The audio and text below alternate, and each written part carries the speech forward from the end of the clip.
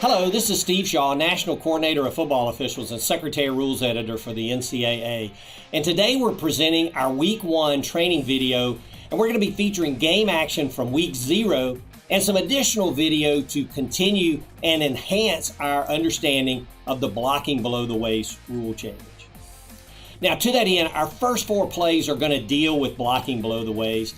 And as a reminder, there are 2 reasons for this rule change. Number 1 is player health and safety, and we have excellent data that shows that this change will lower our injury rate on players being blocked with injuries at the knee and ankle. Second is to make the rule easier. Now there are no blocks below the waist outside the tackle box. So with this video and our play interpretations that were released last week, I hope that gets us all on the same page as we enter our 2022 season. Now finally, it is Week 1 and it's time to make all that hard work and preparation pay off. And let's be fully ready to go when we walk through that tunnel to enter the field for 2022. Let's be totally ready and let's give them our best performance in Week 1. With that, let's get on into our plays.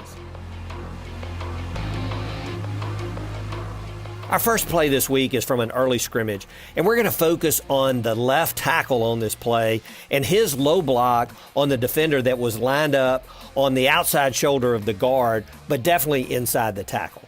So at the snap, the play is a run to the right away from the left tackle. We see the left tackle come straight down and block the defender that was inside him. He blocks him low and from the side.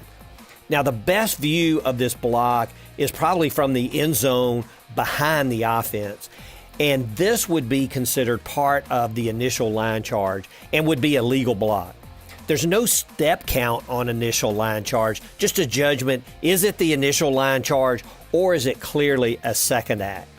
This is clearly the initial line charge for really both the blocker and the defender and would be considered a legal block. Play 2, we're going to look at the blocks of both of the tackles, and we're going to focus on the right tackle first. Now, at the snap, right tackle 71, he's going to kick back a couple times, and he's going to cut the edge rusher who was lined up head up him. We would consider this part of the initial line charge and a legal block below the waist. Now, also looking at the left tackle, number 58, he's going to kick back as well, and an edge rusher comes from outside the tackle box and is cut in a similar fashion. So 2 things on this block. This action is also considered part of the initial line charge, and 58's right foot is still in the tackle box when he throws the block, so this is a legal block. The defenders can defend themselves and know that this block is coming, and they are blocks that we would consider part of the initial line charge. Play 3, we're using a play shared by the NFL, and I appreciate them sharing that. And we're going to see that the H-back, number 81, comes across the formation, and he's going to block defender number 5 below the waist. Now, I think this is a legal play in the NFL, but by NCAA rules, this play would not be legal. First, from the end zone view, you can see that number 81 is clearly lined up outside the tackle box, so he can't block below the waist at all on this play. But if he were catching a piece of the tackle and he comes across the formation like this, this would be a foul under NCAA rules. To be legal, this block would need to be clearly from the front, and we do not consider this block directed from the front, and really not a block we want in our game. When it's a back or a second act by a lineman, the block must be clearly directed from the front to be legal. And I see the defender's slight turn here, but this is not directed from the front and a foul under NCAA rules. Play 4, we've got a play from Week 0. And as we watch the play develop, we get a flag from our back judge for an illegal block below the waist by number 5 of the defense. Now, it's an alert call, and from the end zone view, we see number 5 for the defense is lined up clearly outside the tackle box and is at the second level. Now, at snap, he's going to read run, charges forward, and then he's going to go low against the lead blocker, clearly below the waist. Now, this is a foul and really a good pickup by our back judge. Great alert, well done. Play 5 is a reminder about one of our points of emphasis for the season, disconcerting signals, and pre-snap actions. Now, we've got a big third down play here, and as the quarterback is communicating pre-snap information to the team, the ball is snapped and the quarterback is not ready, and the ball just goes free. It's recovered by the offense, but as we go back and take a look, we're going to see linebacker number 16, he clearly claps, and that causes the center to snap the ball. Now, I know these actions are sometimes very difficult to get, but that's why we have this as a point of emphasis. Now, the crew did a great job in this game, but this is a dead ball foul by the defense that we need to get. Play 6, we have a 3rd and 7 situation, and the line to gain for the offense is right at the plus 27, as we can see by the line to gain yardage chain marker on the opposite side of the field. Now, we get a quick pass out to the left. Number 9 makes the catch. He drives upfield in an attempt to get to the first down. As he nears the boundary, we see the left knee down just inside the plus 28, and the ball is almost over the knee when he's down. And we get a good spot by our line judge, well short of the line to gain. But as we go back and take a look at the action as number 9 is tackled, the near side auxiliary marker is set incorrectly at about the plus 28. So from that marker, it appears to be a first down.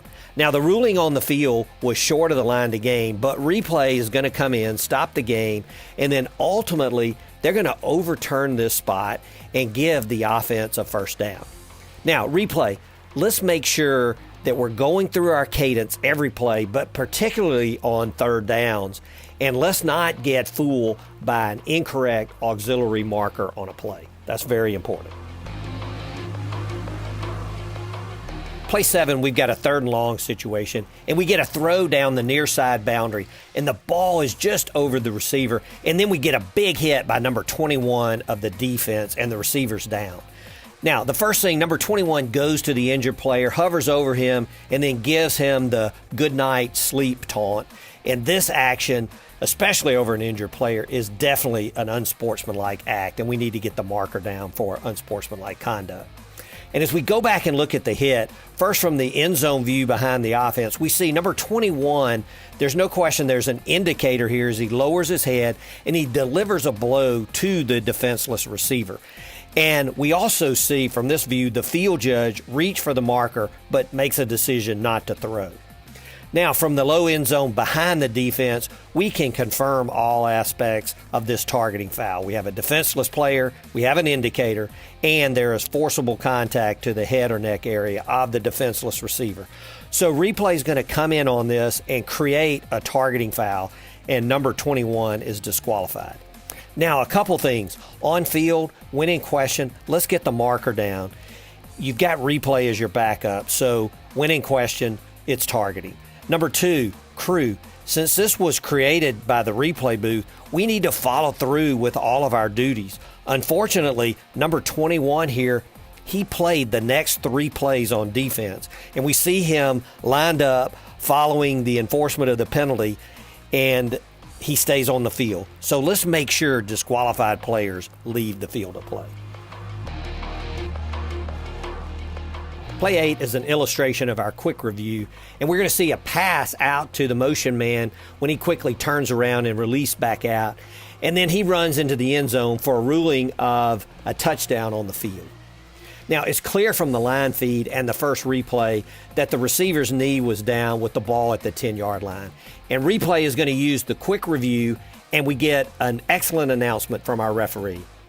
Down. Ruling on the field was a completed catch for a touchdown. After a replay review, the knee was down at the 10-yard line. Second down. Now, this was good work as this was done very efficiently and all completed very quickly after the play. And this is a great process, but just 2 words of caution. Remember, we've said targeting plays, we want to do the full review initially. And then scoring plays, we need to be very careful not to go too fast.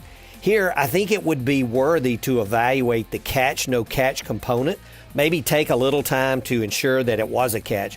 But this is a great process overall, and when we use it effectively, it draws positive comments, and we even got them here from our TV announcers. Play 9, we get a call for a dead ball foul by the defense for offside. And there's no question that there are 2 defenders in the neutral zone when the ball is snapped. But let's be sure on these plays whether we have a live ball or a dead ball foul. If there's contact before the snap, then we shut it down. But as we look at the close-up here, there does not appear to be any contact. Now, we also shut it down if the defense threatens an offensive lineman and they immediately react. But I think as we look at this in real time, I think we'd have been best here to make this a live ball foul. Our last play this week, we get the use of our new signal 28 for an illegal blindside block. And as we look at the all 22, we're going to see that the outside receiver is going to go back toward the ball and attack and block the defender from the blind side. Now, it's the side judge's key, and the side judge gets the flag down on this play. So it's a good call, but I really wanted to share the referee's announcement utilizing the new signal. Personal foul, illegal blindside block, on offense, number 11, 15-yard penalty from the spot of the foul, first down. So great job, crew, and excellent announcement, referee. Well, that's it for our plays this week. Overall, a very good week 0, and some plays we can learn from as we prepare for week 1. Now, let's all engage in our pregame conferences, do everything we can do to be prepared as we walk through the tunnel for week 1. This is what we've been working for. I wish everybody best of luck. Stay safe and healthy.